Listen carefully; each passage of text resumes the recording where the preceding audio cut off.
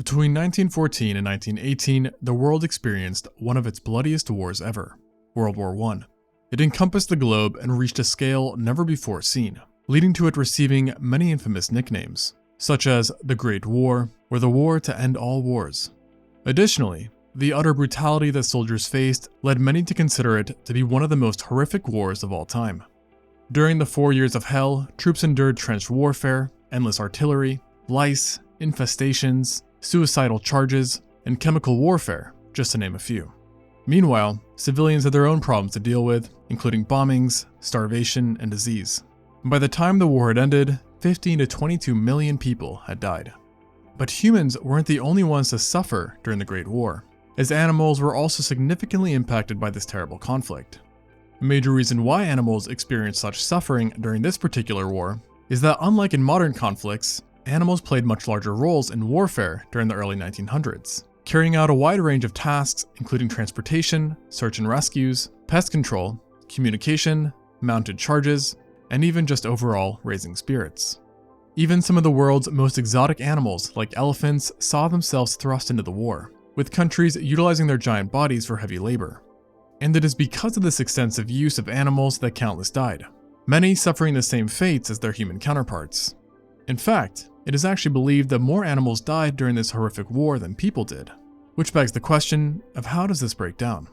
Well, as it turns out, a large portion of the fallen animals can be linked to just one genus, the equus, since it is estimated that some 8 million horses, donkeys, and mules died throughout the duration of the war, with horses in particular experiencing the highest losses.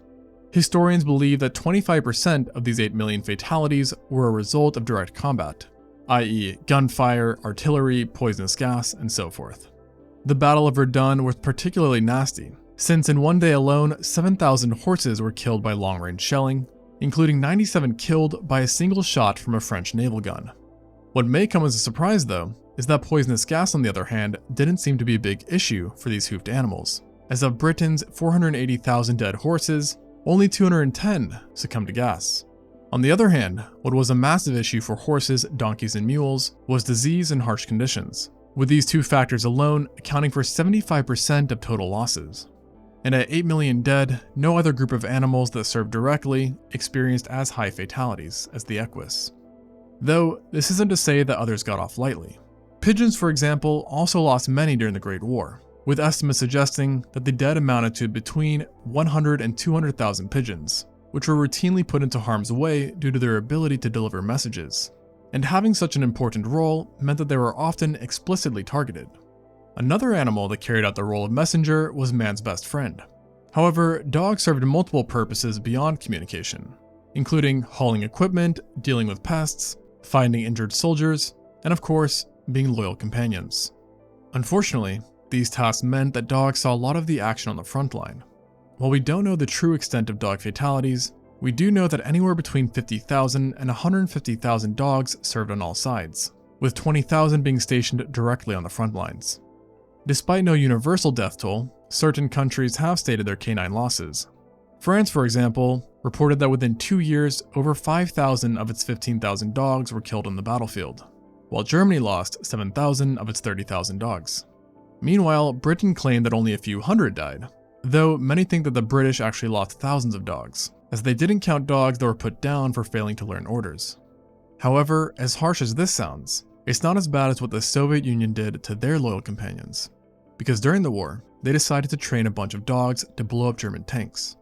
Originally, the dogs were taught to leave bombs near the tanks, yet to make it easier, the Soviets switched to just teaching them how to run into a tank with a bomb, and thus killing the dog in the process. This led to countless of Soviet dogs dying, yet the exact figure is unknown. And to make matters worse, dogs that didn't make it to the tanks were typically killed regardless, either by German fire or by fearful Soviet troops who wanted to prevent the dogs from bringing the bombs back into the trenches. Yet, although dogs suffered in the Great War, another pet favorite suffered just as much, perhaps even experiencing more losses: the cat. This war saw many more cats served than dogs, with over 500,000 felines having been deployed. Like dogs, they completed a variety of tasks, leading to higher numbers on the front line. But unlike dogs, they also saw great numbers on the water, as many sailors preferred cats at that point for companionship. This high prevalence of felines resulted in many dying, with trenches in particular being quite horrid, since the gases used in chemical warfare tended to sink, a major problem considering that cats have low to the ground bodies and are smaller in size. Additionally, U-boats contributed to numerous feline deaths too, as they sank over 5,000 Allied ships, a travesty for cats as it wasn't uncommon for ships to each possess over a dozen cats. However, despite the atrocious number of animals that were killed while serving in the war, most of the animal deaths in World War I actually came from those who were not on the battlefield, at least in living form. This is because the iconic German Zeppelins had a terrible secret about them that most are unaware of, with the secret being that cow intestines were very integral in their construction. And thus, in order to make just one Zeppelin, you needed more than 250,000 cows. However, this colossal requirement of cows did not dissuade the German military, and during the Great War alone, they constructed roughly 90 of them, which equals to a whopping 22.5 million cows, meaning cows from Germany alone experienced higher losses in the war than humans did around the entire world. And if one was to also include the Zeppelins that were not built during the war, but were used by the military and navy, then the number of cows reached 35 million.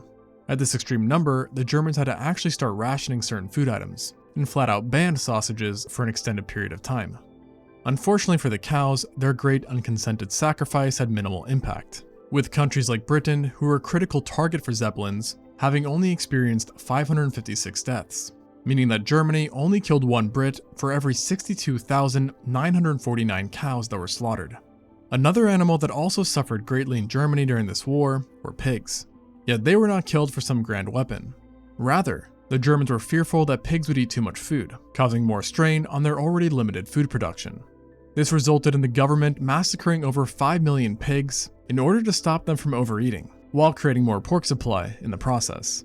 This massacre was so vicious that the Germans even gave the event a name, Schweinmord, meaning pig murder. And in similar fashion to the cows, it turns out that these efforts had little beneficial impact, and even adverse results, as the government failed to think about the positive effect that pig manure had as a fertilizer, which in its absence resulted in a decrease in crop yields. By now, it should be clear that a tremendous amount of animals died during the Great War, and yet this is likely only a fraction of the true number, a number which we will probably never know. But if anything, this just goes to show that war is truly terrible. Thanks for watching, and until next time on Living Zoo.